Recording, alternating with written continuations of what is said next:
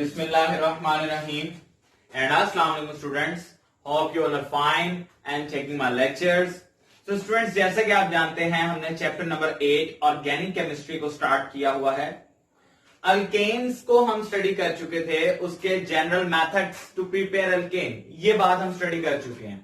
Students, आज का जो हमारा टॉपिक है वो है फिजिकल कैरेक्टरिस्टिक्स ऑफ अल्केन या फिजिकल प्रॉपर्टीज ऑफ अल्केन। तो ये कुछ प्रॉपर्टीज हैं जो हम डिस्कस करेंगे। तो सबसे पहले देखें, कहते हैं स्टूडेंट अल्केन जो है the first thing they are colourless and odourless. ना ही इनका कोई रंग होता है और ना ही इनमें कोई प्लेजेंट या अनप्लेजेंट स्मेल होगी।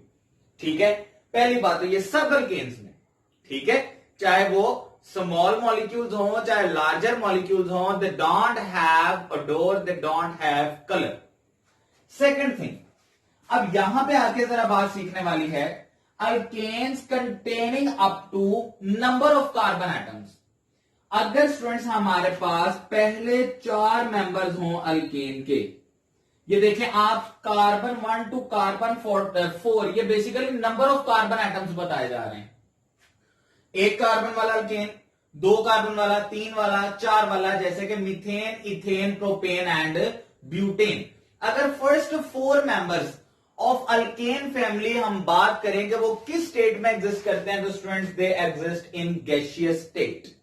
ठीक है, ये गैस की स्टेट में एग्जिस्ट करते हैं। लाइक मीथेन भी गैस है, इथेन भी गैस है, प्रोपेन भी गैस है और ब्यूटेन भी गैस है। उसके आगे बात करें कार्बन 5 टू कार्बन 17। अब 5 कार्बन वाला अल्केन जिसको पेंटेन कहा जाता है स्टूडेंट, ये लिक्विड में कन्वर्ट हो जाता है, ये लिक्विड स्टेट में पाया जाता है, क्योंकि मॉलिक्यूल का साइज जैसे जैसे ग्रेटर होता जाता है, यानी कि मॉलिक्यूल्स के अंदर जितने नंबर ऑफ एटम्स इंक्रीज होते जाते हैं, उस मॉलिक्यूल के अंदर फोर्सेस ऑफ अट्रैक्शन स्टूडेंट उतनी स्ट्रॉन्गर होती जाती हैं। तो देखें, इसमें सिर्फ 4 कार्बन के एटम्स है, तो ये फोर्स ऑफ अट्रैक्शन कोई खासी स्ट्रॉन्गर नहीं होती, जिसकी वजह से वो चारों गैसियस स्टेट में एग्जिस्ट कर रहे हैं। लेकिन जब 5 कार्बन एटम्स उसमें ऐड हो गए, यानी कि अब इसके अंदर 5 न्यूक्लियसेस हैं कार्बन के, और उसके अलावा इलेक्ट्रॉन्स भी हैं, और उसके अलावा हाइड्रोजन भी मौजूद होंगे, तो ये सब इलेक्ट्रॉन्स और न्यूक्लियसेस मौजूद हैं, जिनकी वजह से इन मॉलिक्यूल के अंदर फोर्सेस ऑफ अट्रैक्शन स्ट्रॉन्गर होती जाती हैं, और स्टूडेंट्स ये फाइनली क्या होते जाते हैं, लाइक गैसियस स्टेट से लिक्विड स्टेट में कन्वर्ट हो जाते हैं। अब कार्बन 5 टू कार्बन 17, कार्बन 17 को हेप्टाडिकेन कहेंगे। पेंटेन टू हेप्टाडिकेन लिक्विड स्टेट में पाए जाते हैं। अब हेप्टाडिकेन के बाद जब ऑक्टाडिकेन की बात आ गई है, यानी कि 18 कार्बन वाला कंपाउंड, तो स्टूडेंट इसमें दरमियान फोर्सेस ऑफ अट्रैक्शन इतनी स्ट्रॉन्गर हो जाती हैं कि ये सॉलिड स्टेट में कन्वर्ट हो जाता है। ठीक है, ये बात आपने याद रखनी है कि मॉलिक्यूल का साइज जितना ग्रेटर होता जाता है, मतलब उसके अंदर नंबर ऑफ एटम्स जितने ज्यादा होते जाते हैं, तो उनके अंदर फोर्स ऑफ अट्रैक्शन भी उतनी स्ट्रॉन्गर होती जाती है। तो ये देखें, आप जानते हैं कि गैसेस के अंदर फोर्स ऑफ अट्रैक्शन वीकर होती हैं, लिक्विड्स के अंदर उनसे ज्यादा स्ट्रॉन्गर होती हैं, और सॉलिड के अंदर उनसे ज्यादा। तो इसलिए जो स्मॉल मॉलिक्यूल हैं वो गैसियस स्टेट में एग्जिस्ट करते हैं, क्योंकि फोर्स ऑफ अट्रैक्शन इनमें अभी वीकर है। जब मॉलिक्यूल का साइज ग्रेटर हो रहा है, तो देखें ये गैसियस स्टेट से लिक्विड स्टेट में कन्वर्ट हो गया, फोर्स ऑफ अट्रैक्शन स्ट्रॉन्गर, और फर्दर सॉलिड स्टेट में। सेकंड क्या बताता है जी, अल्केन्स जो हैं दे आर नॉन पोलर, या इनको आप वीकली पोलर कह सकते हैं। स्टूडेंट उसकी वजह क्या है, देखें पोलैरिटी हम कहां से स्टडी करते हैं, इलेक्ट्रोनेगेटिविटी डिफरेंस के हवाले से। और अल्केन्स आप जानते हैं they are just hydrocarbons. Student अगर मैं अल्केन की बात करूं तो इसमें कार्बन मौजूद होता है और हाइड्रोजन। अब आप जानते हैं कार्बन की इलेक्ट्रोनेगेटिविटी 2.5 है और हाइड्रोजन की स्टूडेंट इलेक्ट्रोनेगेटिविटी 2.1 है। तो इनमें डिफरेंस देखा जाए तो जस्ट 0.4 का आता है, which is not appreciable difference. ये कोई इतना ज्यादा इलेक्ट्रोनेगेटिविटी डिफरेंस नहीं है कि जिसकी वजह से पोल्स जो है जनरेट हो जाएं और हम इसको पोलर कंपाउंड कहें। So that's why alkanes are non polar in nature, या अगर हम कुछ हद तक बात करना चाहें तो हम कहेंगे दे आर वीकली पोलर। और सेकंड थिंग स्टूडेंट्स, आप लोगों ने पढ़ा हुआ है कि पोलर और नॉन पोलर जब हम सॉल्युबिलिटी की बात करते हैं तो एक ये रूल हम हमेशा याद रखते हैं, जो कि क्या है, लाइक डिसॉल्व लाइक का rule.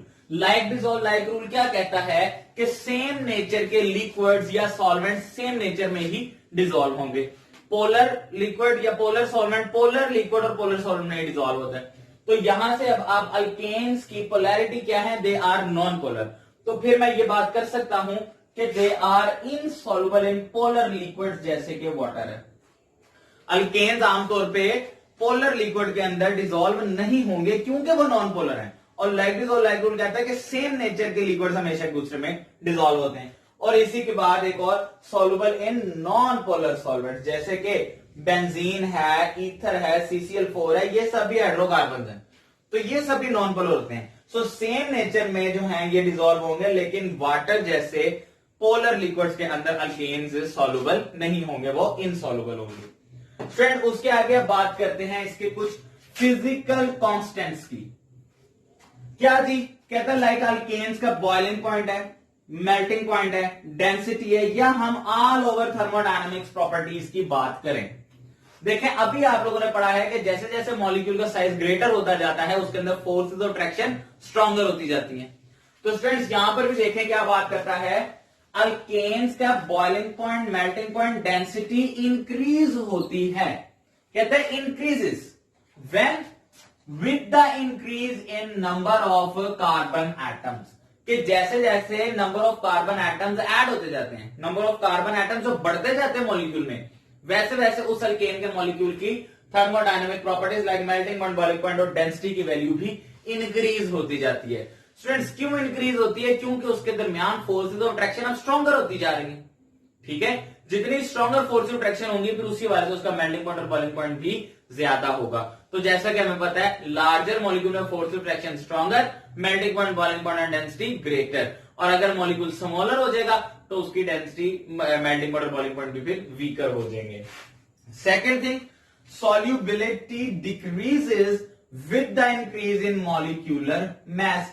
Student again same thing, molecular mass के इंक्रीज होने का मतलब फोर्सेस ऑफ अट्रैक्शन भी स्ट्रॉन्गर हो रही हैं। तो अगर फोर्सेस ऑफ अट्रैक्शन मॉलिक्यूल की स्ट्रॉन्गर होंगी तो वो मॉलिक्यूल ब्रेक नहीं होगा, वो फिर सॉल्युबिलिटी शो नहीं करेगा। ठीक है, क्योंकि उसके अंदर फोर्सेस ऑफ अट्रैक्शन स्ट्रॉन्गर है, मॉलिक्यूल टूटेगा तो सॉल्युबल होगा। अब अगर फोर्सेस ऑफ अट्रैक्शन स्ट्रॉन्गर हो गई है तो इट्स मीन मॉलिक्यूल ने भी टूटना नहीं है और फिर सॉल्युबिलिटी भी उसकी कम हो जाएगी। ठीक है, मजीद क्या बात करता है यहाँ पे बॉइलिंग पॉइंट के हवाले से, कि बॉइलिंग पॉइंट के इंक्रीज होने का क्या ट्रेंड है।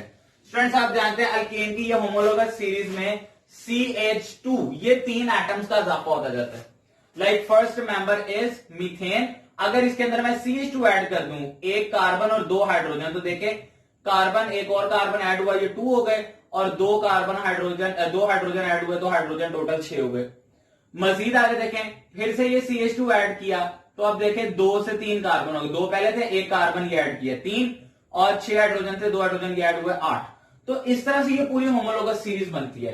अब हमने पढ़ा है कि जैसे जैसे number of carbon atoms increase होते जाते हैं वैसे वैसे मेल्टिंग पॉइंट, बॉइलिंग पॉइंट भी इंक्रीज होता है। तो यहां पर वो यही बताता है कि एक CH2 ऐड हो तो एक 20 से 30 डिग्री सेल्सियस टेम्परेचर जो है ना बॉइलिंग पॉइंट उसका इंक्रीज हो जाता है कंपाउंड का।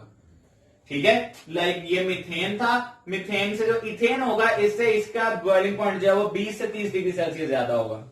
और इथेन से आगे प्रोपेन की बात करें तो प्रोपेन का 20 से 30 degree Celsius as compare to ethane boiling point ज्यादा होगा। और इसी तरह जो ब्यूटेन होगा उसका भी 20 to 30 degree Celsius boiling point ज्यादा होगा एज कंपेयर टू प्रोपेन। ठीक है, तो ये बॉइलिंग पॉइंट का ट्रेंड इसमें चलता है। नेक्स्ट फ्रेंड्स फाइनली आगे देखते हैं बॉइलिंग पॉइंट्स ऑफ अल्केन्स। अब यहां से यह आपके पास एक इंपॉर्टेंट कॉन्सेप्ट भी है और शॉर्ट क्वेश्चन भी डिस्कस किया जा सकता है। Boiling point of alkanes. So students alkanes 2 तरह के हो सकते हैं। अल्केन्स हमारे पास ब्रांच्ड चेन अल्केन्स भी हो सकते हैं और स्ट्रेट चेन अल्केन्स भी हो सकते हैं।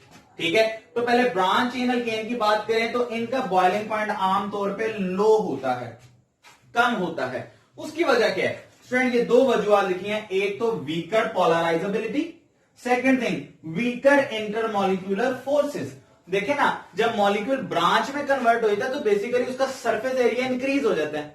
सरफेस एरिया जब मॉलिक्यूल का इंक्रीज हो जाएगा, लाइक एक ब्यूटेन है आपके पास एन ब्यूटेन और एक है आइसोब्यूटेन। आइसो के अंदर साइड चेन जब आ जाती है तो कार्बन कार्बन डेंसिटी स्प्रेड हो जाती है। ठीक है, तो उसकी वजह से उसकी इलेक्ट्रॉनिक डेंसिटी वीकर हो जाएगी, यानी कि आप कह रहे हैं कि उसकी पोलराइजेबिलिटी वीकर हो जाएगी और फिर हम क्या करेंगे, इंटरमॉलिक्यूलर फोर्सेस भी वीक हो जाती हैं। तो जिसकी वजह से उसका मेल्टिंग पॉइंट और बॉइलिंग पॉइंट कम होता है। ये एग्जांपल दे दिया, जैसे आइसोब्यूटेन है, इसका बॉइलिंग पॉइंट -11 डिग्री सेल्सियस है एज कंपेयर टू आइसोब्यूटेन। अगर एनाब्यूटेन की बात करें तो इसका स्टूडेंट देखें बॉइलिंग पॉइंट उसकी निस्बत काफी ग्रेटर है, काफी ज्यादा है। ठीक है, कहते हैं straight chain they have a high boiling point. क्यों? क्योंकि इनकी पोलराइजेबिलिटी भी ज्यादा होगी और इनकी इंटरमोलिकुलर फोर्सेस भी फिर इसी तरह स्ट्रॉन्गर होती हैं।